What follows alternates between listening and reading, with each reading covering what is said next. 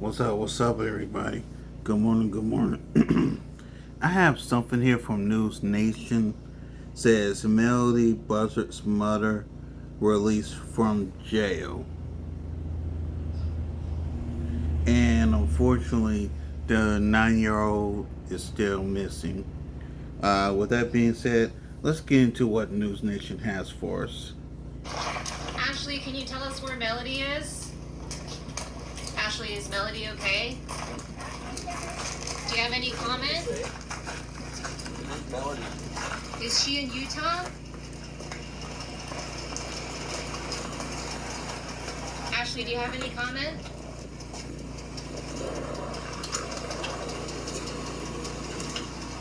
Can you tell us where Melodee is? Today, we delve into the mystery of 9-year-old Melodee Buzzard, who's been missing for more than a month. Her mother, Ashley Buzzard, is now under arrest, but in a surprising twist, Ashley's arrest is not for her daughter's disappearance. Rather, it's in connection with a different case involving a man who says Melodee is alive and that Ashley told him where she is. I'm criminal trial attorney Sarah Azari, and this is Serving Justice, where we focus on what matters most in a criminal case, the defense. And in this case, the question is, what exactly is the crime? It's about Melodee's disappearance, but what is her mother arrested for? It's very multi-layered for sure.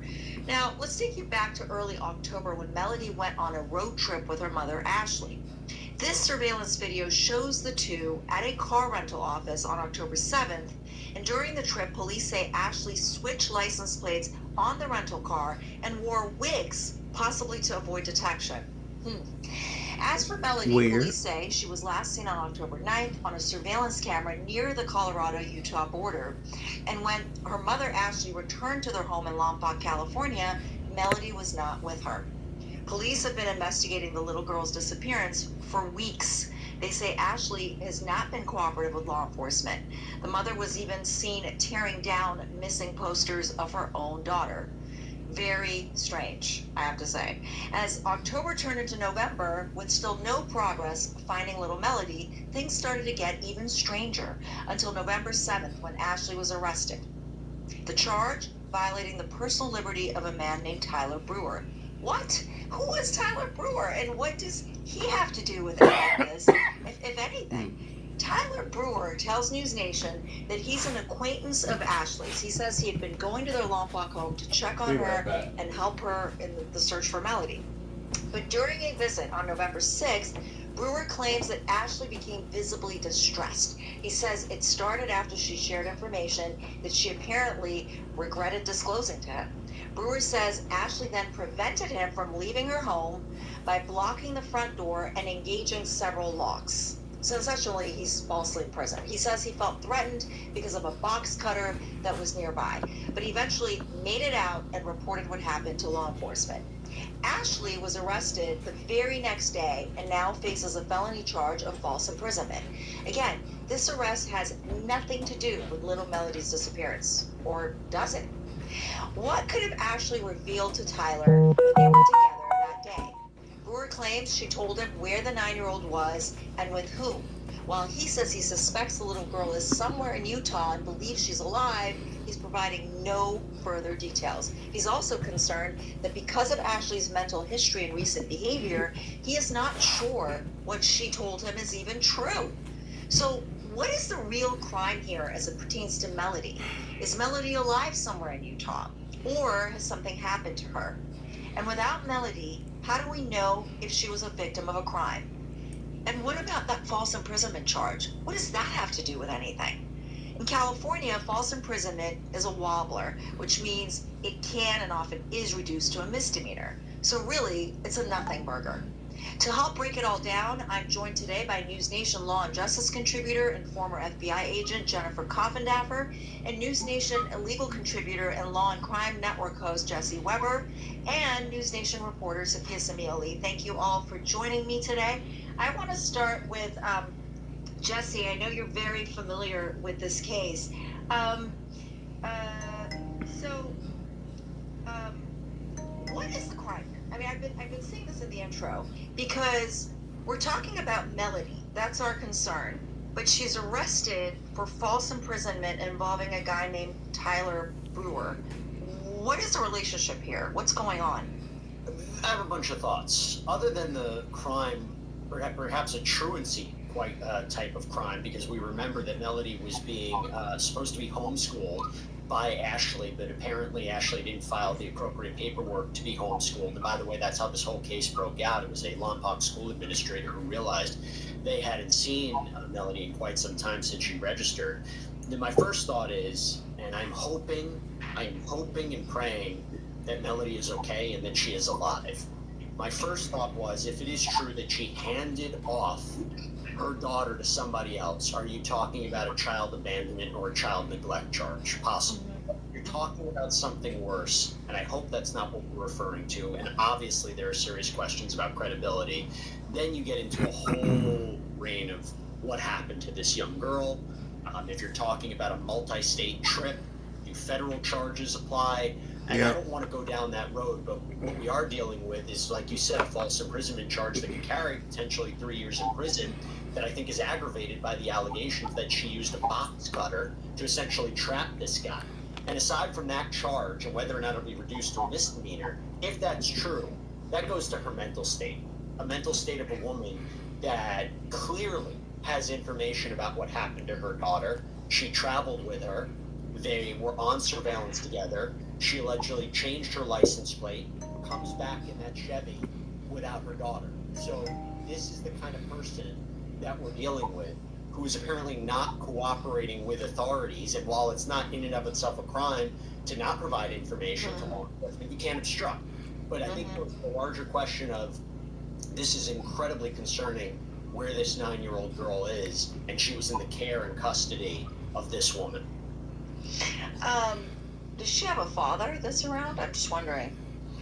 Yeah, I mean, I think he died in 2016, and I think when you listen to family members, right, they say that's when maybe the downward spiral happened. That's when he basically allegedly cut off contact with the rest of the family, who desperately want answers here and are desperately trying to just make sure that Melodee is safe and sound. But in 2016, I think he died in a motorcycle accident of some kind, and that might have started what we see as a potential downward spiral. So let me turn to Jennifer for a second. I understand there's tremendous suspicion, and obviously as a law enforcement officer, you have to, follow that to where it takes you. But what evidence is there, if any, that Ashley is behind the disappearance, that she had an active role in this disappearance? Well, her actions show that, right? Using the wig on her 9-year-old, renting this car, driving 3,000 miles round trip, which would take about 40 plus hours. And that's without stopping, and that's with the pedal to the metal. So almost an impossible trip. That is, in my opinion, at least could be argued as a child endangerment situation. You have that switching of the license plates. And this case so much mirrors, Sarah, another case of Catherine Hoggle. Very similar type case with mental issues of the mother. And when you look at that case, that's what they originally charged with her, child endangerment case. So those are some of the factors that show that she was indeed behind at least this disappearance. Well, mental illness for sure, there's something not right, but that's not really a defense to, it's not, if she knows right from wrong, then that doesn't rise to the level of, claiming insanity or something like that as an affirmative defense.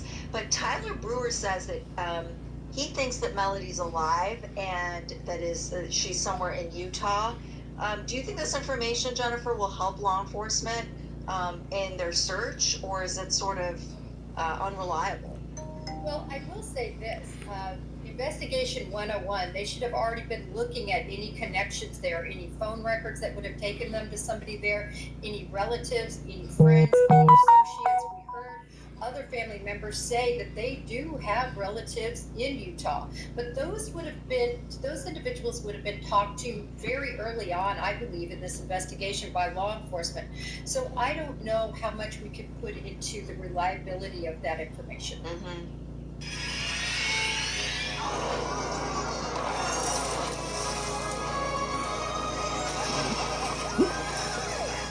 time's up.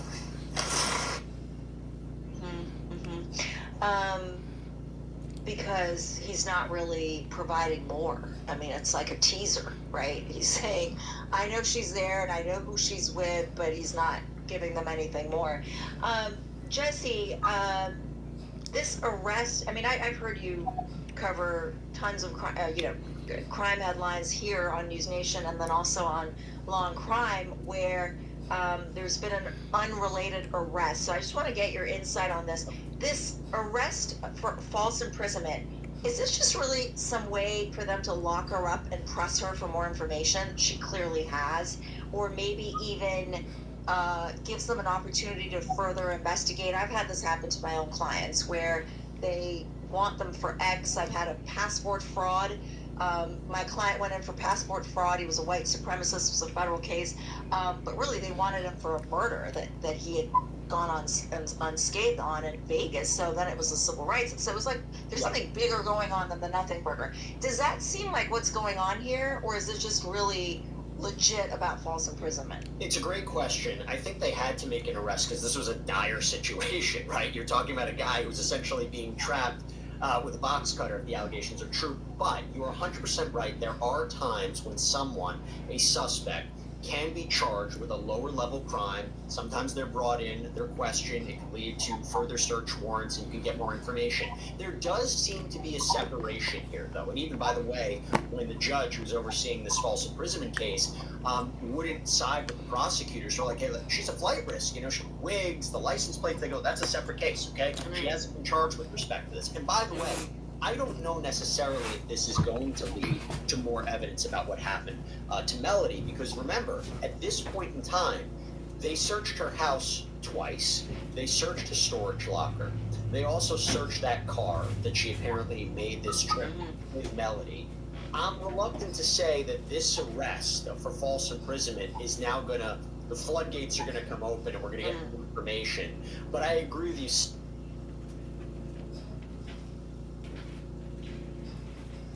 What happened?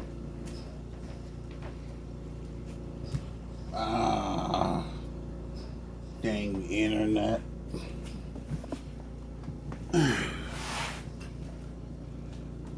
Come on, internet.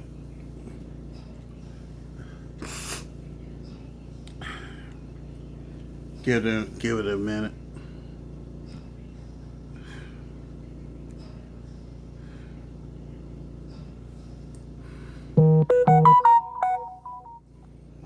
Come on.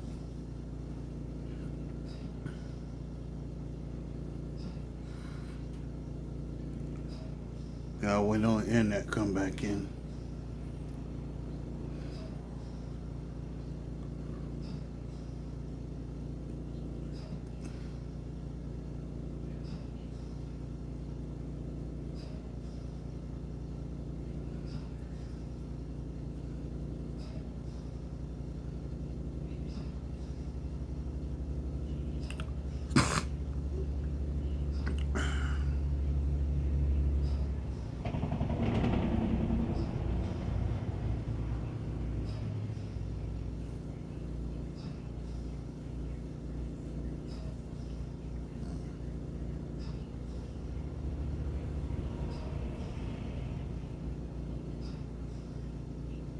Sometimes something like this, and Yeah, it's a we serious charge if it's a felony, it can lead. But that's if you're dealing with a reasonable actor. Are you dealing with a reasonable actor with Ashley Buzzard right now? That's the problem. No, I don't think so. I don't believe so neither. So, In an age where Americans don't seem to agree on anything, there's at least one big exception. well, Jennifer, Ashley, obviously we were talking about this, that she's not cooperating with Be investigators. right back in a second. From a law enforcement perspective, is this always a red flag to you? Is it always, suspicious? Or could we give her the benefit of the doubt and say, she's not all there, there's a lot of distress, she lost her husband, now she's lost her child, it's grief? You know, Sarah, when it comes to missing children, this is a red flag. Parents typically want to find their children. They want to do everything possible to find their children. This is the kicker, though, here, right? She knows exactly where Melodee is, so she doesn't need any help finding her children, and she's not going to want to cooperate with finding her child. Melodee, why? Because she's responsible for why she's missing. So it's a red flag that she won't cooperate, and I don't understand why they don't put her in dependency court. A judge could issue a summons for her and force her in court to say, where is Melodee? And if he's not sufficiently, is the word I'm looking for, thank you, he can put her in contempt of court and put her in jail. I don't understand why that hasn't happened yet. I mean, Jesse, you know, when prosecutors say to me, well, your client wasn't talking, so what? There's no legal obligation or constitutional obligation to cooperate, right? That's what the Fifth Amendment is for, the right to remain silent. Yep. So, you know, does it, I mean, how does that play out here? She's obviously not saying a word about what she knows, and I agree with Jennifer. She knows where her kid is. How does that play out here? She doesn't have to talk. Unless she was obstructing the investigation or providing false statements to law enforcement, you're 100% right. She, you know, there's a difference between her morally wrong to not provide information about where her daughter is, give a sense, you know, some sort of idea, which is concerning. Right. Yeah. Keep that a secret. At least say she's safe and sound. She's safe and sound.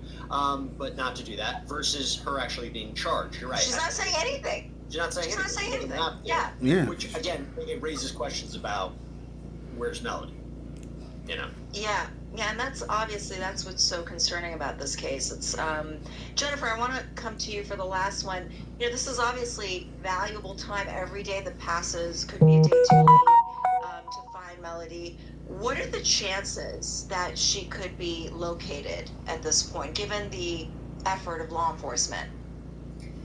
Well, of course, with this new information, they're going to be tracking down what she had to say. Again, I think it's very clear she wasn't in her right mind when she gave Tyler this information. Is it valid? Is it not valid? What I found interesting was in the last week of October, she tried to rent another car. Now, this was very interesting to me at the time. She wasn't able to rent that car, but what was her purpose? And I always said this wasn't to flee. She wasn't going to flee that house. This was to go where Melodee was. The question is, was Melodee deceased or is Melodee alive? And she was going to retrieve her. But I think for me, that's the single largest clue we have so far that I think she was going to return to where Melodee is. It gives us hope. So she rented a car after the first car, like after the disappearance. Tried to. Tried to, okay. Right, they saw her on surveillance. They did not rent the car for her. You know, she has a lot of serious problems financially, Sarah. At about $23,000. I mean, she has a lot of debtors coming after her, which of course raises my flag. Who paid that $10,000 to post that bond? But nevertheless, that's a little sidebar, if you will, Jesse. But back to your question. Wait, the bond was 10,000 or the 10% was 10,000? I'm asking because, 10%. It was $100,000 bond that was at least initially set, and unless that was lowered, that would have been the price, typically $10,000 for a bondsman. Okay, because if it's one count of false imprisonment, it's a $50,000 bond in Lompoc, which is where she was arrested, which is Santa Barbara.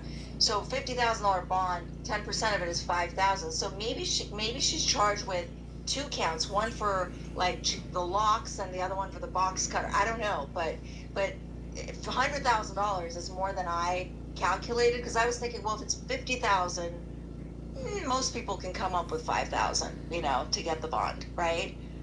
But 10,000 obviously is double that amount. Anyway, I want to turn to Sophia, because on this show, what sets us apart is that we take a look back to historical high-profile cases where there's been a similar issue. And here we're dealing with parents whose children go missing and they have some role in the disappearance or even potentially murder. God forbid that's not what we're talking about here. So, Sophia, what do you have for us today? Now play. My name's Sarah. You can call me Bert. A girl's ambition. I got a roll on my land. It's a sign. I believe in signs. A corporation's greed. I don't trust anything you say. You got eyes like a sneaky pig. Experience an inspiring story They might have the money, but we have the dignity. for the whole family. I'll give you $20 an acre. I ain't selling. An 11-year-old girl booted you out of here. That must be so embarrassing. Sarah's Oil. Inspired by a true story. Rated PG. Now playing in theaters. This is Buick. Now. Buick. Exceptional by design. Get 0.9% APR on these 2025 Buick models. Plus, current eligible non-GM owners get up to $3,000 allowance on Encore GX. Not for us today.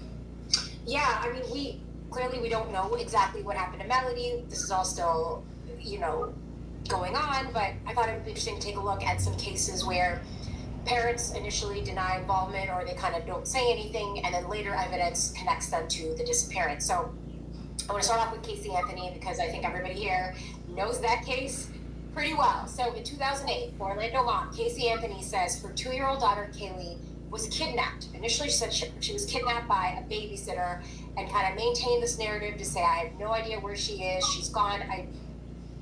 We have to find her.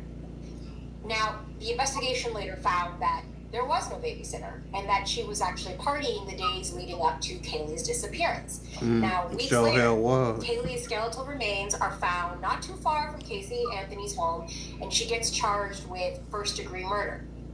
Prosecutors say she killed Kaylee because she wanted to be free of her parental responsibility. She wanted to be free as a bird. Defense attorneys say that the little girl died of an accidental drowning. She eventually was acquitted of the murder, convicted of lying to investigators. We just talked about this case a couple weeks ago, Sarah. This was an interesting case. The medical examiner said that it was homicide by undetermined means. So it wasn't quite clear what happened, and that, I'm thinking, could potentially go into play in this case as well. Well, Jennifer, I kind of know what Jennifer's going to say. Do you think Kaylee Anthony is innocent? No. She was found not guilty. Right. We respect the jury's verdict, but is she innocent? Yeah, Hell no. She's factually guilty and she's legally not guilty. Correct. So I respect, the job that her attorney did. He did an amazing job trying to convention against away from her. But no, I absolutely believe she's responsible for Kaylee's death. Can I add something to that? Yeah. So you just mentioned the similarities. Again, I hope this is not the case. Yeah. But if we are dealing with a situation where, let's say, we never find Melodee, let's say we never find her, you and I, everybody on this call knows that it is possible prosecutors could still charge somebody with murder, right? It's possible. Right. Without the body. The reason that worked for Casey Anthony, even though there was a body there, is because when you have undetermined means, when you have a question about what happened to somebody, if you don't have the body, that is grounds for the defense. That is grounds for alternative explanations. And particularly if you're talking about a multi-state trip, if you're talking about all these different variables, this is preliminary. This is very early to say, but this is something you have to be thinking about because there is so much unknown. And you're talking about a girl who was transported across state lines. Now you're talking about a lot of different variables that defense attorneys can work with.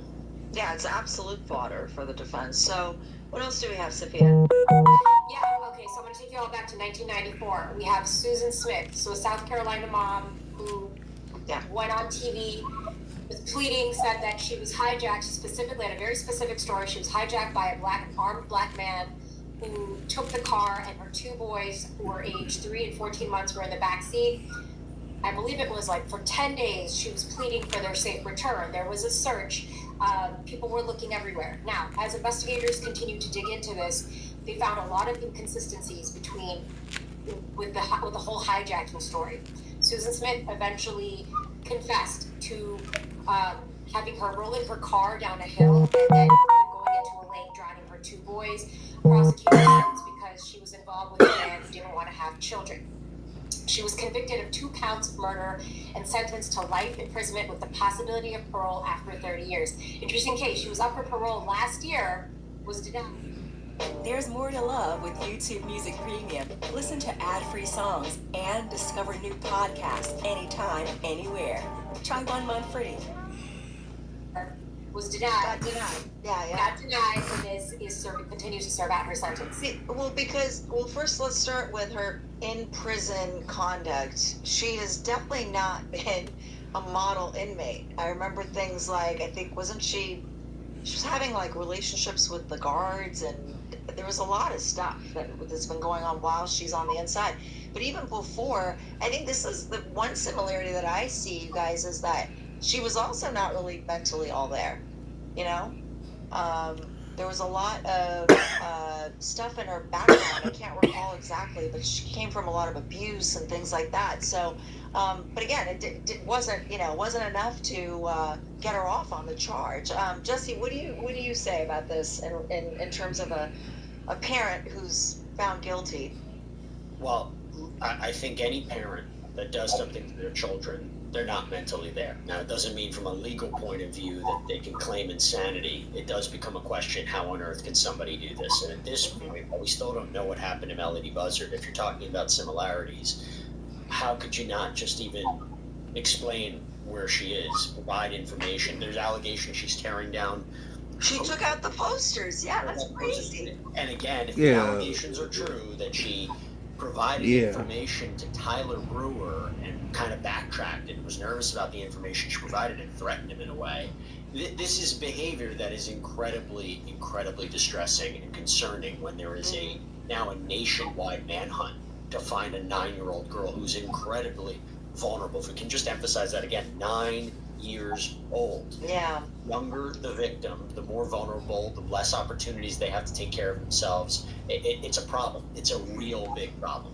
I mean, to me, it's bad enough that she's not providing information. Obviously, that bothers me. But to take down the posters, like, who does that? The wigs, the license plates, being here, not being detected. I don't know. I can't explain this kind of behavior. I can't explain Susan Smith, but we try to understand it and make sense of it, but it's really hard. Yeah. So we have Chris Watts too, right, Sophia? We do. And just to note, the defense in the Susan Smith case was mental illness. Her defense attorneys did say that she was suicidal and all of that. Obviously the jury didn't agree. Okay, so we've got a dad this time. 2018, Chris Watts, dad out of Colorado, another emotional plea on television saying, my pregnant wife and 2 girls are missing. I don't know where they are. We need to find them.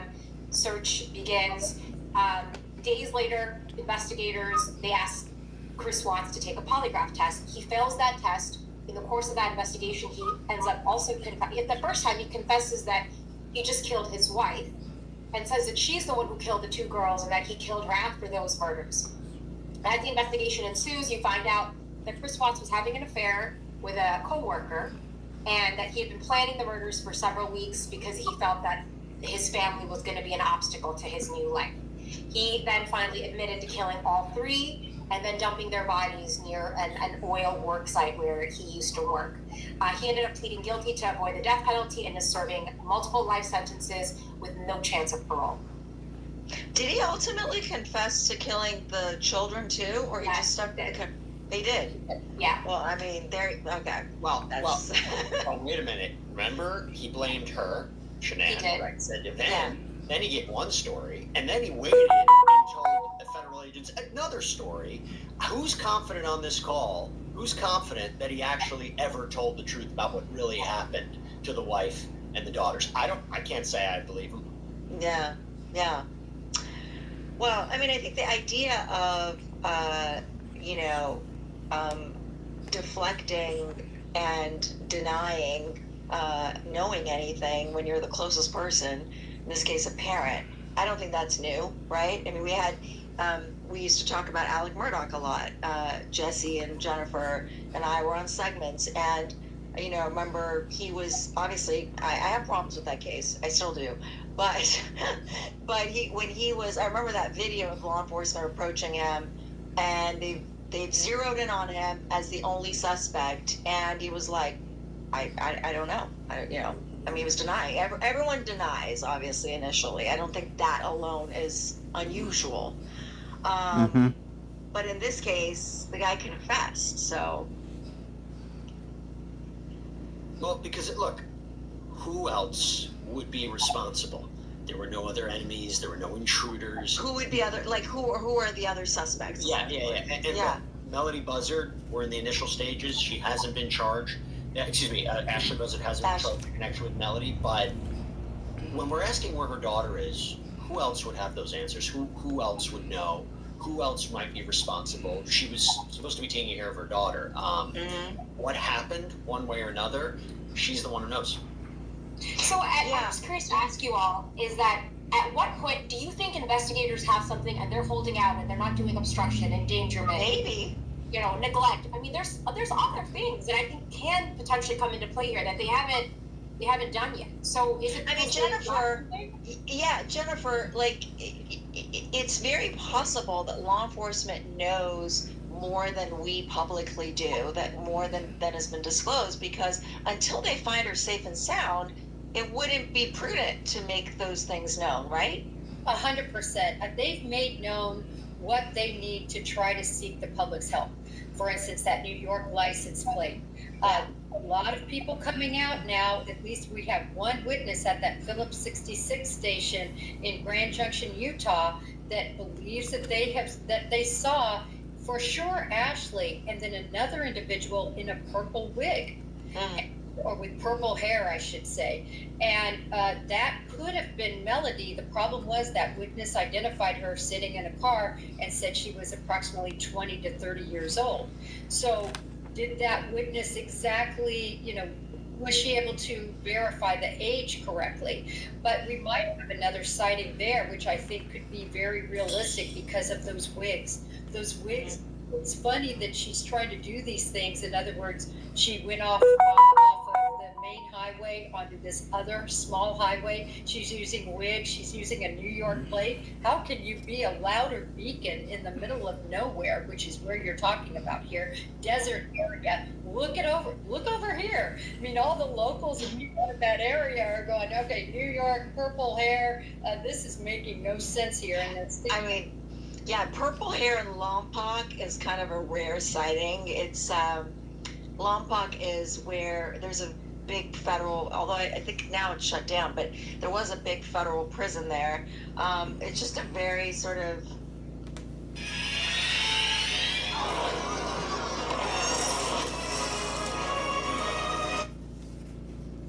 it's like a very middle America town in the Santa Barbara area.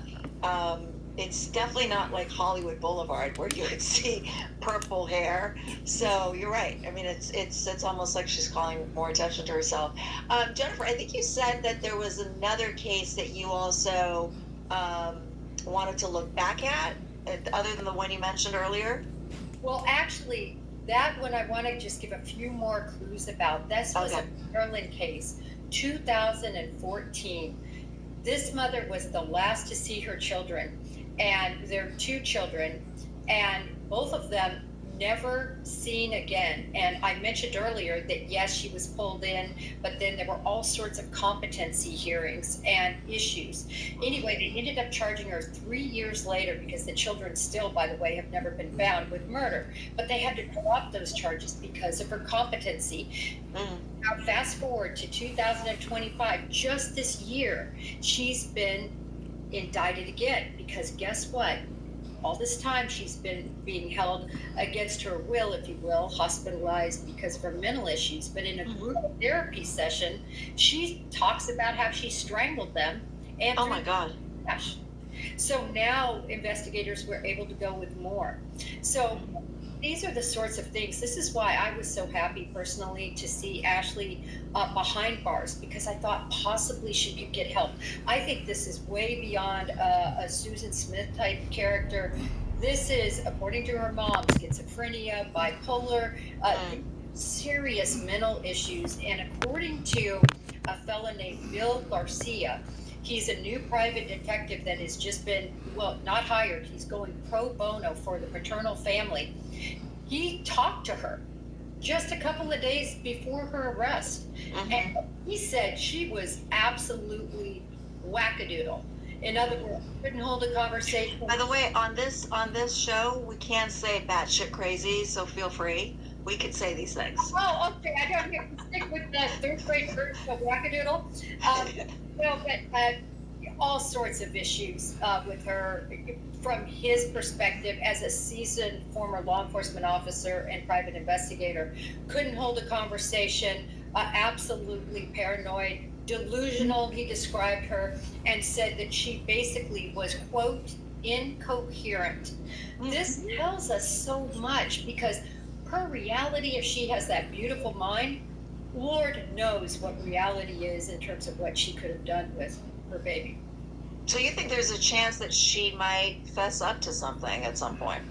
I think there's a chance in the right situation and environment. But I think our chances are fading fast that Melodee will be found alive. Yeah. Was there another case, Jennifer? No, that was the main case. There's another case. It's Kyron Orman, and he was another situation though where the stepmother was last to see him, and then he disappeared. But sadly, in that case, still no charges, even though it seems so probable that the stepmother who picked him up and then he disappeared, no charges have ever been brought in that case. And I did want to bring that up only because I think it shows that these cases are so difficult to prosecute. And just one thing to add there, when you're talking about potentially charging a family member, a caregiver, a parent with a crime with respect to their children, we asked before why maybe no charges. If you look at the home, you look at the car, you're going to find Melodee's DNA there. So it's not a smoking gun. It's not. Correct. She actually is a stranger, and she has this. So that's a problem to say what actually happened here. Yeah, no, that's always it's the same thing with like sex charges too. You know, where it's where the people live together. I mean, there's DNA all over the place. It's not at all what drives the case. Anyway, this was a fascinating conversation. This is such an important case because we all want Melodee to be found safe and well, and that's obviously the primary concern here. So we're going to stay on top of this. I want to thank Jesse, Jennifer, and Sophia for joining me today. And to our viewers, thank you so much for streaming and watching, and please follow us. We will be back next week. And with that being said, if you're on YouTube, if you're on YouTube, give me a like, share, subscribe. If you're on Rumble, give me a like. I'll see y'all later. Peace.